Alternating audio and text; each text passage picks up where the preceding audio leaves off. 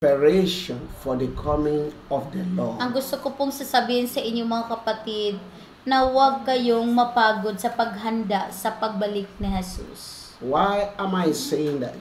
Bakit ko sinabi yun? The Bible said Sabi po ng banal na aklat, in the book of Matthew chapter 24, Matthew 24, when you read verse 20, from verse 35 to 37 of the chapter, from verses 35. thank you, Holy Spirit. Please, somebody communicate this. Digna Ragujo. Digna Raguho Garces. Communicate. I'm going to pray for her. Immediately I think sa Glad Tidings. Yeah, immediately after this message, she will be healed in the name of Jesus. In the name of Jesus, she will be healed. And there is another person feeling pain in the side of the stomach, in the right side. Meron po sa inyo na meron kayong naramdaman na sakit sa kanang banda ng iyong tiyan. It's the right side. You are going to be healed. Okay. Ikaw po ay gagaling. According to what I'm saying, that never be tired of preparing.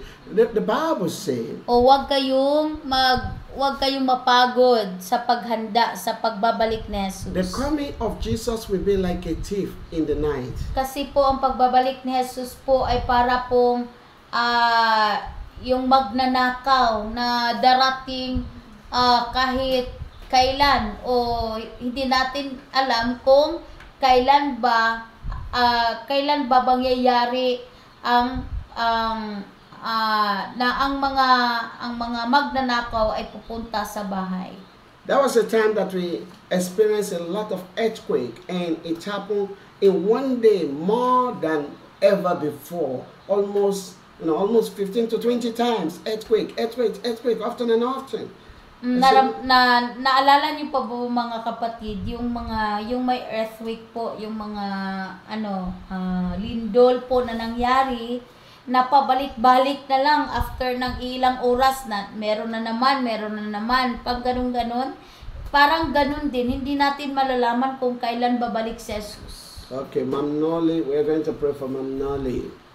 So, okay. Norley. Okay, according to what I'm saying, so I was shocked. I asked God, why this is like this? Nagtanong ako kay Lord, bakit ganito, pabalik-balik yung lindol? It's not like this before. Kasi hindi naman ganyan before. Yes, I'm having God will do it. And the Lord told me, At sabi ni Jesus sa akin, it's like awakening. Para pang pagising. Okay, Sir Angelo, we're gonna pray for you. That nervousness will be healed today. So, don't worry. Amen. Ano ba? Amen. Okay. We've called him. Also, we are coming there. So, let's just listen to this, because this is not going to take too long. So, and the Lord told me that it's just a sign to wake us up, to make us to understand. Yung lindol na yun, pabalik-balik, ay isa lang po yung palatandaan na malapit na pong babalik si Jesus at pangpagising yun sa atin. Because it happens sometimes we are sleeping. Kasi yung lindol na yun, sometimes, nakahiga na tayo, tapos lindol na naman. I remember when it happened here. Naalala ko, nung nangyari yun dito. And because the building is very high. Kasi yung bahay na ito ay medyo mataas, 3 stories. So because of that, when there is earthquake, we can feel the shaking of it. Dahil po, kung maglindol, mafe-feel mo talaga yung pag-uyog. So, and then all of us, we move out.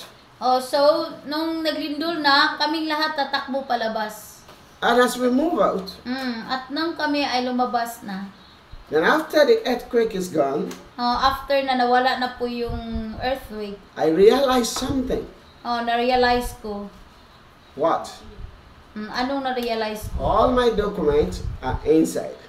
Lahat ng mga documents ko nasa loob. The key of my car, inside. Yung susi na sasakyan, nakalimutan ko, nasa loob. All my bank card, inside. Lahat ng mga bank cards nasa loob. money, wallet, inside. Wallet ko, money ko, lahat, nandun lahat sa loob. I couldn't bring anything. Hindi ako makadala ng kahit ano. We just ran out without Oh, anything. lalabas lang kami, sa amin lang na makalabas kami ng bahay. That is exactly Yun din ang mangyayari. what it will be when Jesus come back. Paano na lang kaya pagbabalik na si Jesus? No excuse. Walang excuse. Oh, I don't want to, I cannot be able to serve God because my husband will not allow, because my wife will not allow. No excuse. No? Hindi mo na masasabi na, kasi, hindi ako pinayagan ng asawa ko. Ayaw niya na magsimba ako. Ayaw niya na, na aalis ako. Pero, Our house, yung mga bahay natin, car, yung mga sasakyan, our business, mga negosyo, our money in the account, mga salapi natin, mga money natin, everything will be abandoned here. lahat ng mga yun ay maiiwan. Only whomsoever follow Jesus Pero yung sumunod kay Jesus, will enter the kingdom of God. yun lang ang makapasok sa kaharian ng Diyos. God love you. Ikaw ay minahal ng Diyos. This world is passing away. Yung sanlibutan na ito ay mawawala. You may be saying, why is he saying this? I just want him to pray for me for healing.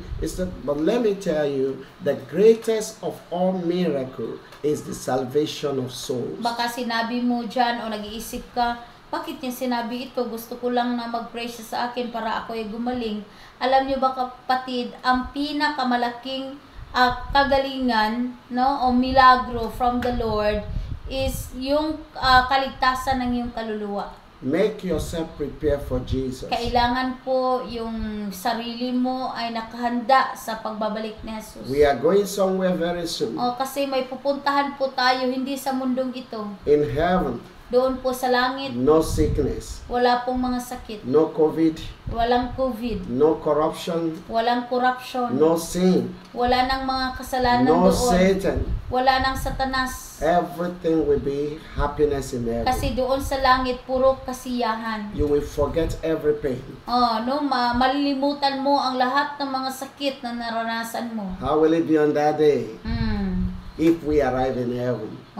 Kapag ang araw na yun, na nakarating na tayo sa langit And I can see you, at nakikita kita and you can see me. at makikita mo ako, When we already have the golden body, doon sa langit, hindi na yung katawan natin na ganito, yung body natin parang golden body. and we rejoice forever. At doon, magre-rejoice po tayo forever. Jesus loves you. Ikaw po ay minahal ng Diyos. The only way you can prepare Isang paraan para ikaw ay makapaghanda so that you won't miss heaven para hindi mawala sa inyo ang kaharian ng Diyos. let Jesus remain in your life. Amen. Kailangan po na si Jesus ay mananahan sa iyong buhay. No matter what is your trials and challenges Kahit today, anumang mga pagsubok o problema, never forsake Jesus. huwag kang lalayo kay Jesus. And remember, At alalahanin mo, as you are preparing for the heavenly home,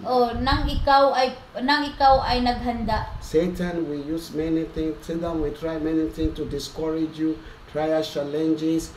Put your trust in God. Kayo po ay challenge ni Satanas sa mga problema, sa mga pagsubok, but kailangan nyo po na ilagay nyo po yung trust nyo sa Panginoon. Huwag kayong ma-discourage. Live your life every day Kailangan yung buhay mo ay mamumuhay ka as if the trumpet will sound now. parang last day mo na, sa mundong ito, You na don't parang tutunog na ang last trumpet. You don't say, I will just commit sin only today. Wag mong sabihin na, ngayon lang ako magpakasala. Tomorrow I will ask forgiveness.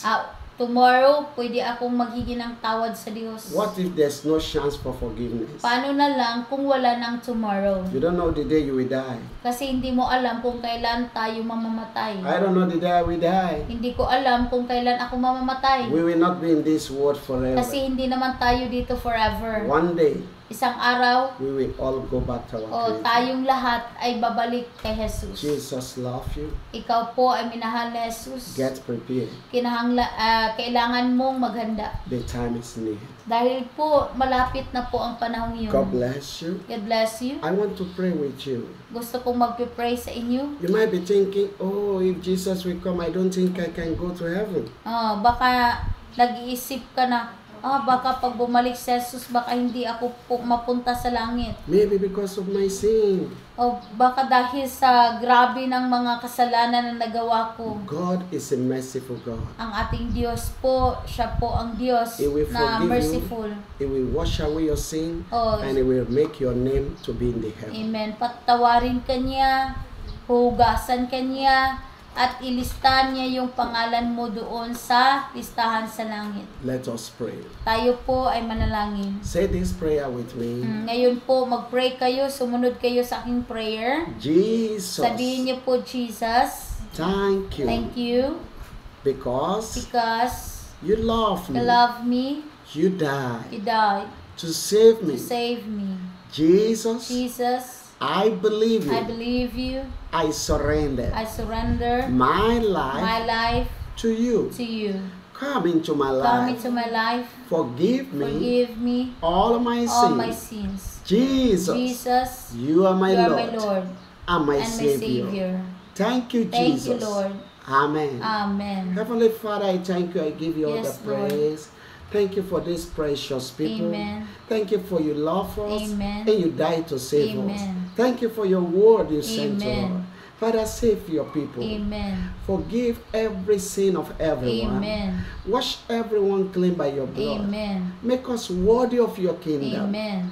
And let Satan and his kingdom never prevail Amen. over us. Thank you, Father. Yes, Lord. In Jesus' name. Amen. And Amen. Woo!